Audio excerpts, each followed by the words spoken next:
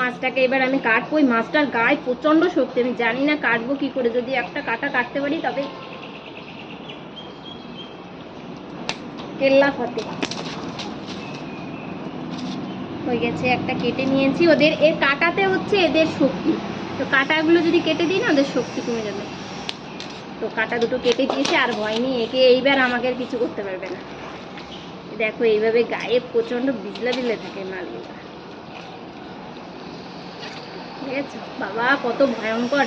কে কে খেয়েছো এর, মানে এই কাটায় যে কাটা দেয় না, মানে প্রচন্ড জ্বর চলে আসে জানো তো। তারপরে তেঁতুলের দানা দিয়ে সেই ছাড়াতে হয়।